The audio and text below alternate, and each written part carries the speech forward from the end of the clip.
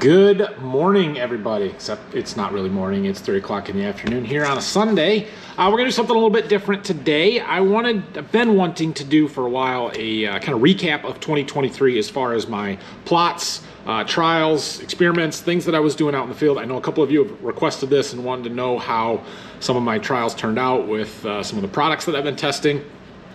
And so we're gonna do this a little different where I'm gonna sit here and talk to you guys on my GoPro for video and audio so you can see me, but mostly we're gonna do screen capture of my computer here, and we're gonna kind of go through some of those trials. I have made a list here of all the different fields and trials that I had, and we'll just kind of go through them one at a time a little bit here, so you guys can see how we did. This is probably gonna get a little longer than I want it to be, but it's going to have a lot of good information in it, so stick with me. So we'll get the screen record started here. I'll push the button and it should go 3, 2, 1. Okay, we should be live. Hopefully we're synced up good. So this is my seed business website. If you haven't found that one, I think there's a link in the description, xlseeds.com. If you come to this, you can learn a little bit about my seed business, but you can also click on these 3 little lines and hit plot results, and it will take you to this page where you will be able to see my plot results for the last, 3 years here now? 4 years on beans, 3 years on everything else. So we're gonna start with the variety trials. We'll just jump right into the corn plot. I will click on that and open up this page, and here is my corn plot results from this year. So obviously I am a dealer for a seed brand that still doesn't want to pay me to say their name, so I won't. But anyway, we had a fairly large plot. There was 17 entries, although you'll notice the 2 on the bottom there are a no result. One of them, the 06A, we had a planter malfunction and there was a row missing for a very large portion of that plot, so we left it out. The 108 day, the 08B38, that number was supposed to be a good new one for us this year and has been dropped due to some trait conversion failures, so they threw that out of the plot results as well. But we'll kind of start at the top here, and the first 2 we'll highlight, the 10L16 and 02K39. Number 1, those are 2 very different maturities. We've got 110 day and 102 day, but both excellent hybrids that both really like extended grain fill windows, which we had this year. So not surprised to see them at the top. Both did excellent. Top yield there at 236. That 10L16 has been really good corn. It had a phenomenal year. I really like that one. Then you go down the list there. We've got this 09T. I think that one's going to be good corn. It placed better in my plot than I expected it to. I to be honest, had kind of thought about drifting away from that one because I thought, if I'm going to plant that, why not plant the 10L? And that may still be the case. But 230 bushel in my plot is nothing to complain about. That did really well. I will highlight the moistures over here. Like this 02K39 was 7 points drier than the 110 day and still yielded really well. So that's impressive, and you'll notice on the gross dollars when you factor in the drying charges and stuff, actually was the winner. So that's good. We'll kind of work our way down through here. This 10D21, that's my fixed year one that you got to plant at fairly high populations. 11V76, I really like that corn.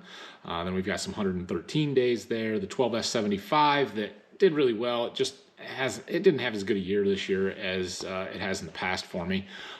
That's the one I had in my irrigated field a year ago that did really well for me. So new 103 day there, the 03B19, which relative to the 02K isn't great, but the second best of the early maturities. Better than the 03R40 that we were kind of comparing it to right next to it, so that's good. This 08R52 has been a good consistent hybrid. Then you get down towards the bottom and there's some stuff here that we just don't use a lot of. 07G I won't sell to anybody. I won't plant that myself. The 01B63 was a new one for this year that didn't do so great. I probably won't be using much of that. 00A97 actually has been pretty good corn. I don't know why it didn't show up real great in the plot, other than the fact that it was on the end. Things on the end of the plot don't always do the best. So anyway, there is the corn plot. We'll go back here and pull up the soybean plot results, and you guys can glance through those real quick. You will notice that the 3442 Extend Flex won this plot at 82.7. Now we're going to come back to this. I just want to show you something on this hybrid or this variety. So number one, 3442 XF, 82.7. Let's go back to last year. Number one, 3442 XF, 86.5. Let's go back another year. Number one, 3392. Number two, 3442 XF, 84.6. That being 3 years in a row has been top two and over 80 bushel every single year. I don't think it was in the 2020 plot. Yeah, no, that was before. Yeah, it was before we had Extend Flex beans. So anyway, that 3442 has been dominant for me, and we're gonna plant some of them. it's just that good of a bean. So if you have any Extend Flex and you can plant a 3-4, highly recommend that 3442. So then you'll note a 2544 Extend Flex, and then we've got a 2674, so that's a 2.5 and a 2.6. We kind of went from that real full season one into our earlier beans here, 2.5, 2.6, 2.8, 2.7, took the top fives, and 2 of those being Enlist, 3 of them being Extend Flex. There's not really a difference between the trait platforms, I don't think. I do think our Extend Flex beans have a little bit better white mold tolerance, which is why they generally gravitated towards the top of this plot. But both of these Enlists are new genetics for next year that look really solid.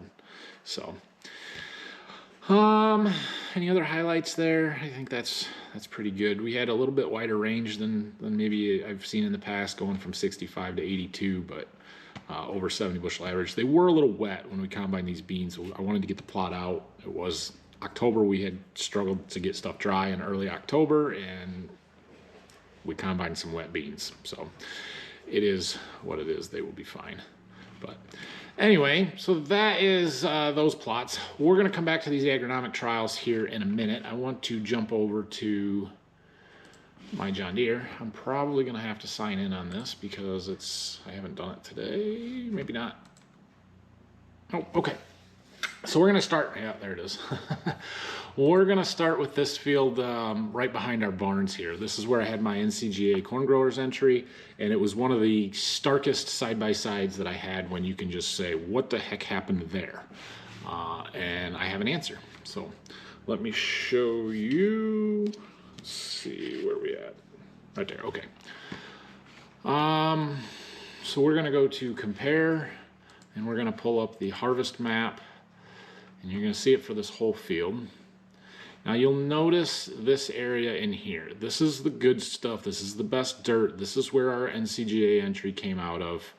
I can't point at the screen and show you guys, but let me do this. So essentially, you're going to see that this area right here yielded really well. It yielded a little bit better than this area right here, but there's a huge difference to this area right here, right? So let's see what happened there. So let me get rid of that box. So you can kind of see those 3 different distinct spots here. I want to know what the difference is right here. Well, I have an answer for that. So in our compare, we're going to go to this July 7th application. This is a Y drop nitrogen, where we put on, what did we put on here? 28 boron, ATS, and a little bit of my starter that I had left over. And that line matches up with that line. I'll zoom out here so they're on the same plane.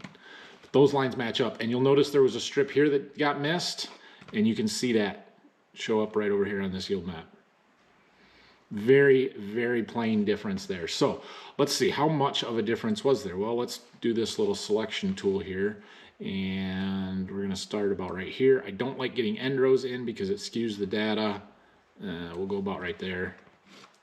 Okay, now if we go down here to the bottom of the screen and we click data analysis, you'll see we have a target rate of 20 gallons per acre versus target rate not available. So that's this map over here. The yellow area is the 20, the not available, which means not applied, is the non-applied area there, right? And my camera's in the way, so I'm gonna move you guys a little bit. You'll notice that the yield went from 241, or basically 242, to 212. That's almost a 40 bushel difference from our Y drop application right there. That's significant. That one stood out yeah, that one's awesome. So I'm really happy with that. But I did say, I did say that there was a couple of another block, right? We had this one in the middle, and then we have another spot where it gets even better over here. Well, what's the difference there? Let's get rid of that box again, and let's change our map. Instead of, nope, that's not what I want. I still want to compare it, but instead of that July 7th application, we're going to go to this June 6th or June 11th application. Look at that. We have a sprayer application here where we made one round with a sprayer, and it matches up with this line. So what did we put on there? Well, that's where we used my source corn. And we use, oh no, that's, the fuse is just a surfactant because I sprayed it by itself. So let's do some analysis on that, and we'll select an area over here. Come on. And I don't want to get into that Y drop difference, so we'll stay, here. We'll stay off of that, skip somewhere in that ballpark. So what did we get there? Again, click on data analysis. 262 versus 252 in that zone, the treated versus untreated over here. So not as stark of a difference, but that's still 10 bushel. That's still a win. That's a big win. I really like that. So, yeah, that's kind of my first stuff there is, number one, my Y drop paid. Number two, my source application paid, at least in this field, in this one spot, and this is top of the top, high productivity, you know, this was really good corn here, right? So that was an interesting one to see. Now, let's move on to another field. In this one in the back here, we had my standard practice versus high management plot. I talked about that several times throughout the year. Come on. Switch fields. Oh, I got to do it this way. 1-5.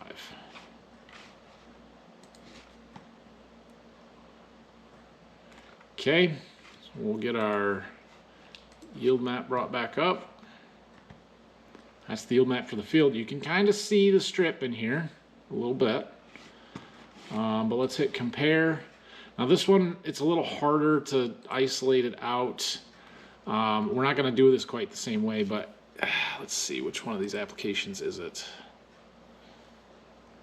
That one there is pretty close to where my high management zone was, and then we have standard practice over here. But if I show you my planting map with varieties, essentially we have this strip here, the blue and yellow stripes, those two different varieties, and we kind of split it right down the middle of this blue one here, I think. And then I took strips out of each one. Now we can go through and we can isolate these out and stuff, but when I was doing this, I actually weighed them. I used the grain cart to weigh the samples. We pulled a sample out of each strip, tested it for moisture and stuff. That is part of my agronomic plot results. So go back over here to my website and you can pull up this document, and we'll get to these other trials. But if you just look down here at the bottom where it says genetics by environment by management, and then we have high management standard practice. We have the two different hybrids, 10L16, 10B61.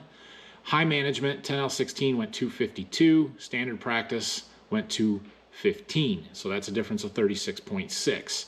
The 10B went 230 versus 209, a little less of a difference. Worked out to 21.6. Now, what's the difference between standard practice and high management? Well, in this trial, the differences were as follows. A V5 application of A-frame, which is my generic quadris fungicide. Source, same as we did in the front field that we talked about there. A product called Architect from Ag Explore. And Boost, which is a sugar-based product. Okay, and then at V10, we did our Y drop. We had 16 gallons per acre at 28, 2.5 of ATS. a gallon of that 721-3 NPK that was my in-furrow starter, and a quart of boron for a total of 20 gallons per acre. And then we did a VT application of Miravis Neo, Province 2, which is an insecticide. The Miravis is our fungicide. Onward Max, which is a PGR from Ag Explorer. XR5 boron, another shot of boron, and Octane, which is a different sugar product. I added up the cost for all of those applications here. Total, we had $124 an acre invested. That's a lot. That's a significant increase in investment. And I figured this at $5 corn. I get that corn is not $5 right now, but when I was making these decisions, it was. And so you kind of have to go with the information that you have at the time that you have it. And when we made the applications, $5 was a pretty easy number to throw in there. So that works out to 24.8 bushel break even, which means that on our 10L16 we made money, right? We were at 36.6, so we were 12 bushel over that. Yeah, we did well. On our 10B, we didn't quite break even. We actually lost a little bit of money even with a 21 bushel yield gain. So interesting there. Now the problem with that trial is that we don't know. Was it the A-frame fungicide at V5? Was it the Y-drop at V10? Was it the Miravis? Was it the XR5? We don't know which individual product made that difference. I do know from our previous discussion that the Y-drop helped significantly and the source helped significantly. So, all right, let's keep moving here. Let's go back to that. Okay, so on my source corn, we'll go look at this field. I had another field where I tried just the source. There's a tillage map for you. Actually, did the same thing here where we weighed it. It's on that sheet, so I'm just going to show you the application maps. Should be this one. So this field I did a V5 source application, which was these strips. We did a VT source application, which should be not those strips. These strips, and the V5 ones are in between here, and then there was an untreated, right? And so we did that, and we weighed them as a separate trial, checks, I guess. And that is over here on this page. So the control, where we did not spray any source, went 199.1. The V5 went 210.9, which is right there at our 10, almost 12 bushels advantage on that one. Very similar to what we saw in the other field. That's consistency, that's good. The VT, however, was at 198. It's a bushel less. I would call that not statistically different. So did the source work? Well, I have two trials that were put on at V5 that showed a 10 to 12 bushel advantage. I think that worked. I have one VT that showed it didn't work. I have another VT one that I didn't put in this document here that showed like a 5 or 6 bushel return, but it was kind of skewed with some sprayer tracks being in those strips that I don't trust that data. So long story short of the source, we'll just get that one out of the way on the corn here. Did it work? Yes, with some caution. It worked enough for me to try it again next year on a little bit larger scale. I bought 1 gallon of this stuff last year to try. I've bought a little bit more for next year, although they've changed the formulation and the rates. But we're going to use it again. We're going to keep testing it, but it's promising. It's not a we're going to spray this on every acre kind of thing yet, but it is promising. So that's what I know on the source data there. Okay, corn fungicide. I have a corn fungicide trial. Let's see that one. So that field is 20-4 right here, which is this field. We need our corn harvest map. Okay, this is that field. Now you'll notice we had terrible end rows. There's a wet hole here that we have to go around that was also terrible, but really good corn over here. Field average in this field, where are we at? 205, so pretty darn good corn. Let's do our compare again, and let's pull up our tassel fungicide application. Look at that. Look how those maps compare. Now, you got to take the end rows out of it because that's trees. It's not the fungicide's fault, right? But we can see much better corn for the most part where we applied fungicide versus where we didn't. So we'll click back over to this data analysis, and if you just look at the whole field, it shows you had a 40 bushel almost difference. No, that's not right. Let's go to, that's not right. Hold on, target rate. I don't like comparing, yeah, we just want an application, applied versus not applied. Okay, there, now it's 10 bushel difference. So it shows that, you know, the yellow areas yielded 10 bushel better than the non-yellow areas, which when you factor in the fact that all those end rows are part of that, well, that looks really good. But let's isolate that. Let's take the end rows out of the equation. And let's highlight out a square like that. Now it's 216 versus 235. That's telling me my tassel fungicide application gave me a 20 bushel advantage. It's a win. We'll take that. We will take that. And you'll notice this green streak up here. That's the best part of that farm. At least it's the low ground. You can see it in this background map here. Like that's some of the better dirt and stuff that still yielded really well, but it did not get sprayed. So for this end of the field over here, which it's not bad dirt, but yeah. Tassel fungicide works. That's why we're thinking about a Haggy, because we need to spray our corn. This variety was 10L16. It's the variety that won the plot. What I know about that hybrid is that it does not have the best agronomics. It needs a fungicide, and it shows when you spray it with a fungicide. Get your money back. Okay, let's see. Let's move on to some soybeans. We'll come back to corn. I have one more corn trial that I want to highlight, but let's move on to some soybeans. What field do we want here? Source soybeans, 12-1. 12-1 right here. Okay, this is the field of beans that we irrigated. You guys remember that week in June? It was dry. Dad said, let's irrigate some soybeans, and I was kind of against it. Beans never looked good. They looked like crap all year. Never looked good. But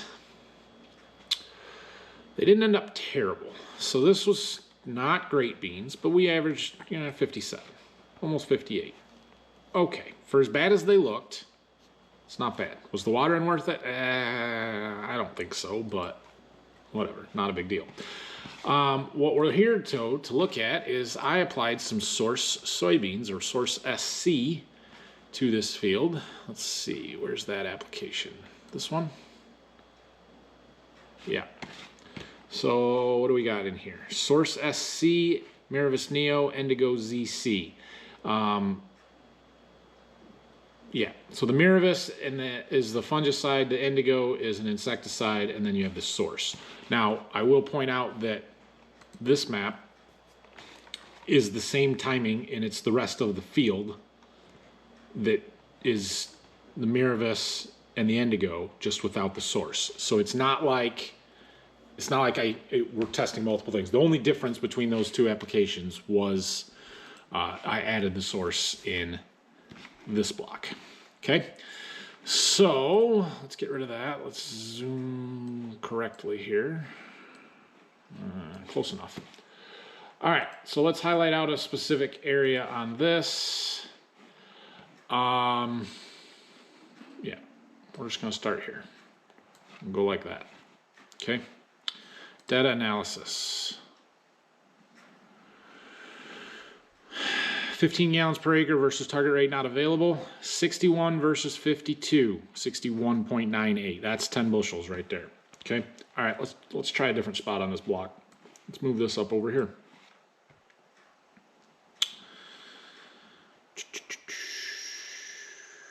$60 versus 53.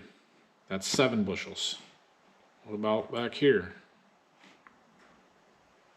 There's some really good beans up in this corner. 67 versus 62, that's still 5 bushels. What about this corner? The worst of it. 52 versus 51. So not as much quite there. Let's just kind of throw it all in and get the end rows out of it. Go back there a little farther.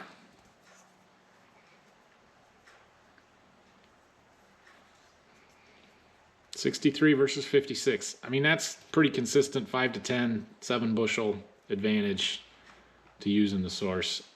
I think that's pretty good. I'm impressed by that on beans. On beans, that is a significant difference. There it's 8. Like, this one gives me some confidence to say, yeah, that source worked, and especially in a high stress environment to get that kind of a yield difference. I'm impressed. That worked well. So we're gonna use a lot of source on soybeans next year. This is the second year in a row. This is the biggest win. There's been a lot of other fields where it's been 2 bushels or 3 bushels or 2.5, and pretty consistent in that. So let's see. I don't have a lot on beans. I do have a V5 corn trial. It's in 16.1. So I had 2 different products. Why 16.1? There we go. So this is a cornfield. Here's our harvest map. Let's do a compare. And June 6-9. Okay, so we have 2 different fungicides applied at our V5 timing. This highlighted yellow, we use Trivapro. And then on the other side of the field, with a strip in the middle, let me pull it up, I used A-frame, which is the generic cheap stuff. Okay, there's a pretty significant cost difference between these two. So I was curious to see what kind of a yield difference there would be between the two. And I can't bring both maps up on the same, I can actually. Let's hit overlay. This one, no, not that one. Not that one.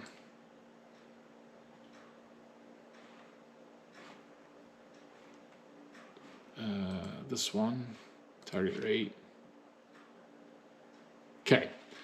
So we have the Trivapro, and then in the lighter yellow here, or whatever you want to say, is the A-frame, and you can see we have a pass in the middle, right? That did not get sprayed at all.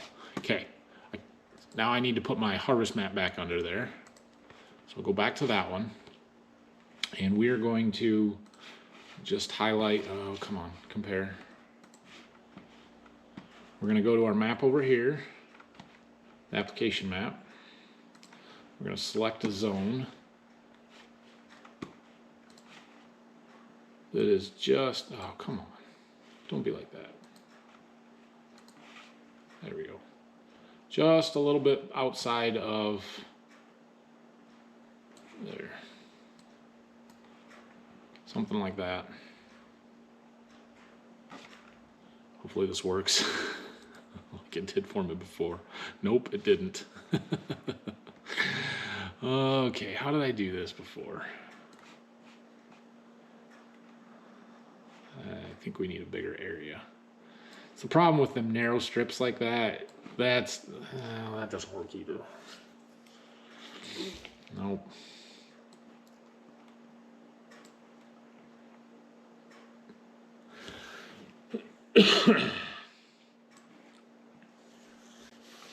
Yeah, I don't really like that red line in there though, because that skews the data.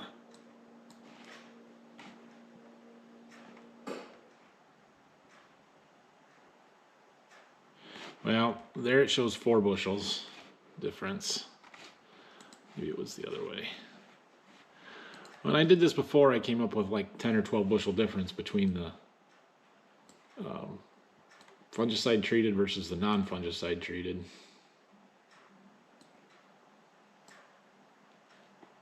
Oh, don't like that. Don't really like that either. There it shows 3. This strip over here is not really fair because those are electric poles we had to go around. but it shows 15. It's not a fair comparison.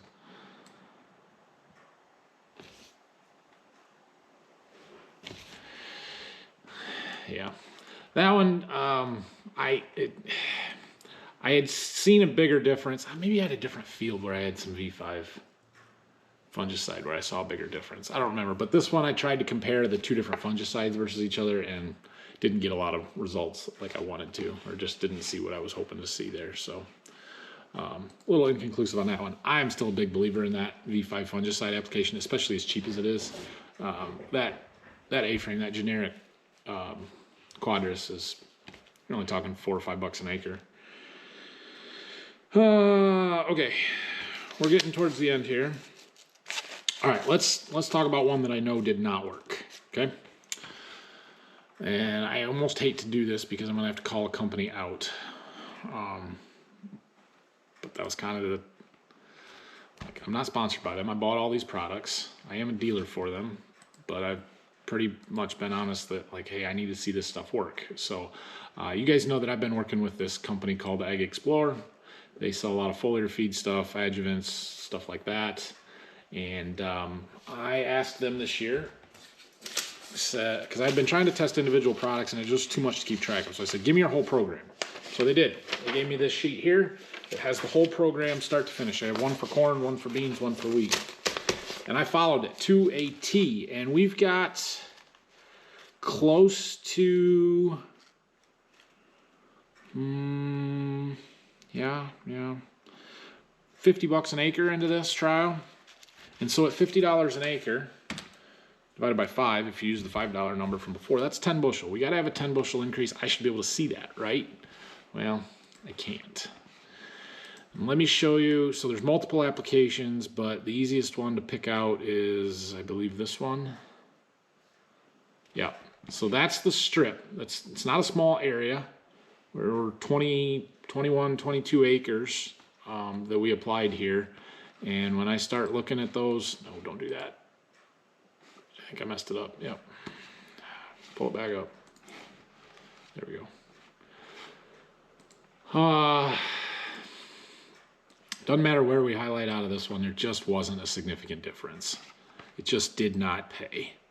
And so that's one of the ones, like we're at 207 versus 210 not treated. I don't think it's making it worse. I don't believe that for a minute, but if I don't see a significant increase, I can't keep using the product. It just doesn't work for me, right? There's a 219 versus 221. Doesn't matter how I split this, I can't find any positive data from it. And so they're dead even, 212 and 212. I mean, it was good corn, don't get me wrong. I just, for $50 an acre that I've invested, I better be seeing a 20 bushel an acre increase in order to make it worth my time. And we did not see that. We failed to see a positive increase at all. So that stuff, for whatever reason in our operation, I don't feel like the foliar fertility products, the boron, the sulfur, the potassium foliarly is working.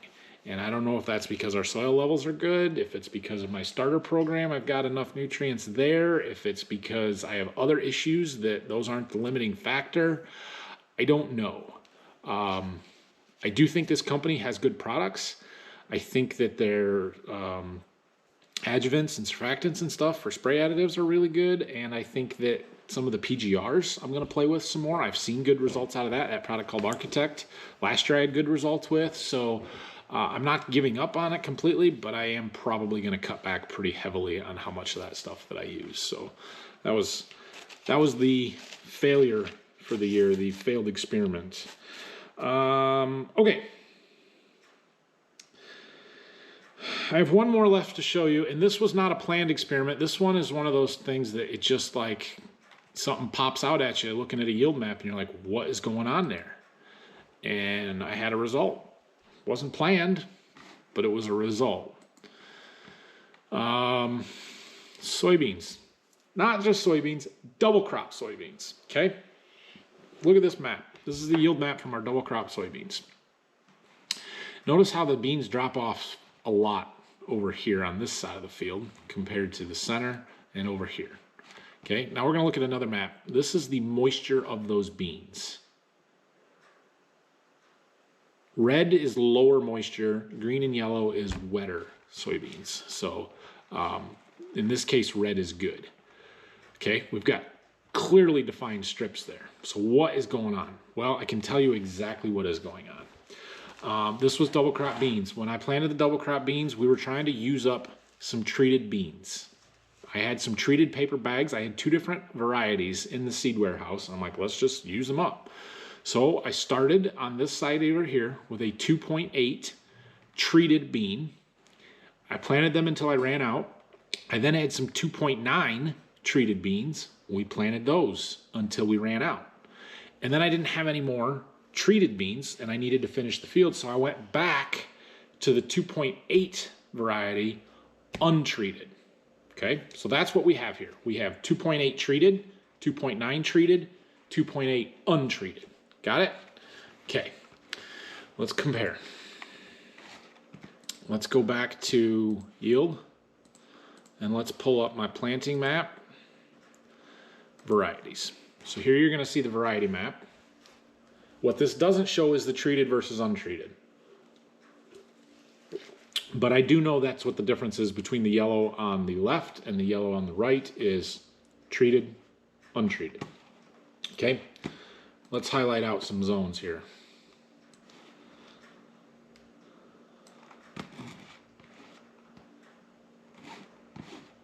Data analysis. Selected zone, 39.17. Okay, we'll go to the blue.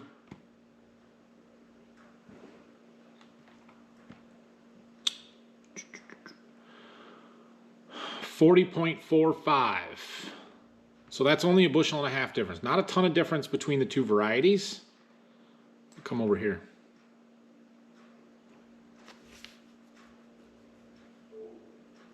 $35. That's 4 bushel difference on treatment on double crop beans. That's crazy. Now you will notice there's a big red hole there. Let's just get out of that. What's the difference here? 37. So we're still a 2 bushel difference on treated beans on double crops. These were planted July 9th. Like everybody always says, treatment doesn't pay late when it's warm.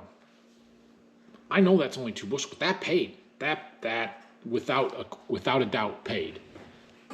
And that gives me it was just an unexpected result to be able to see it that clearly on the yield map. And it was even more defined on the yield map in the combine. You could see it a lot better. Let me see if I can edit this scale.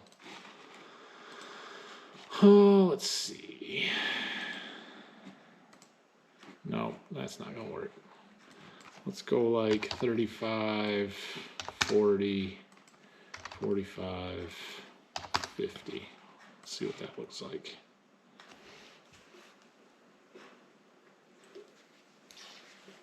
Yeah, I mean, you can see that there's just more reds and oranges over here than these other 2.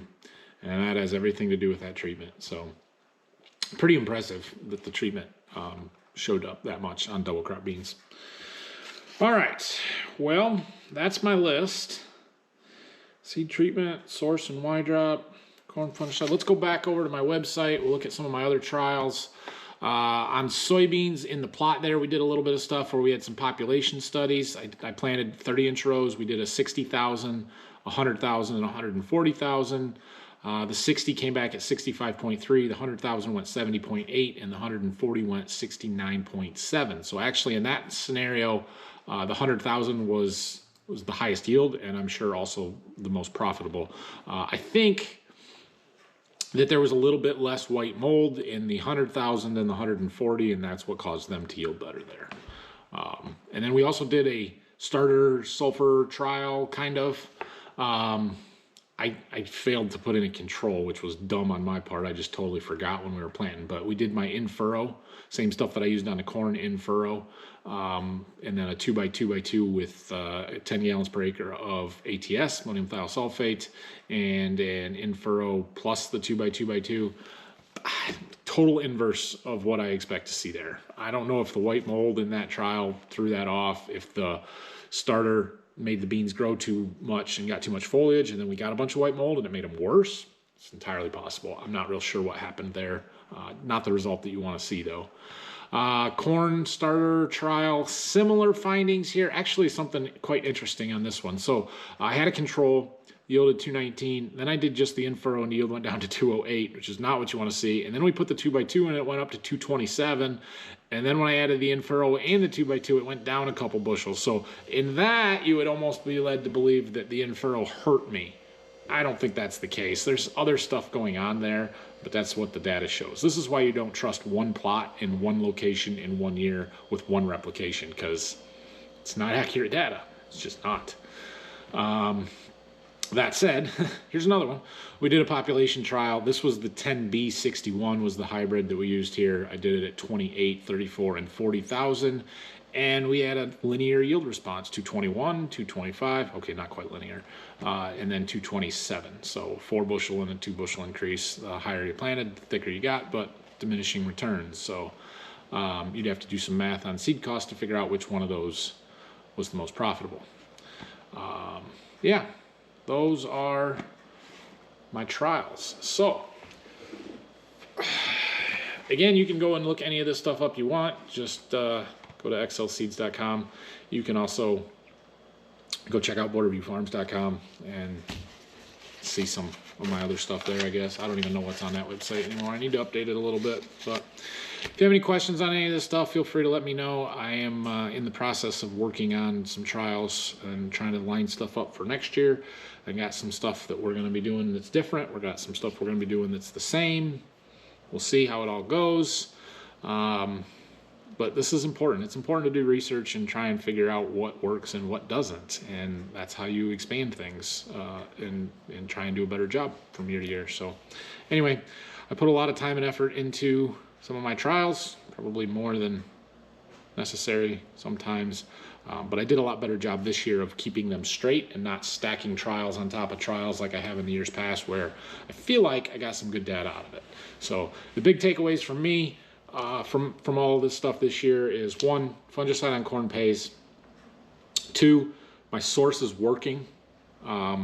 It's maybe a little bit inconsistent, or I just need to see more before I'm totally sold on it. But preliminary data shows me that it looks good. It's promising. But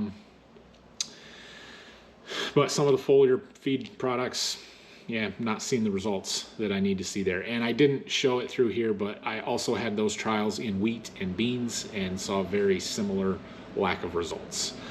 The beans, the field that I had the trial in, got decimated with white mold, so I kind of give it a pass there and throw that out. But I had it in wheat, and I can't tell you that it paid. So, yeah.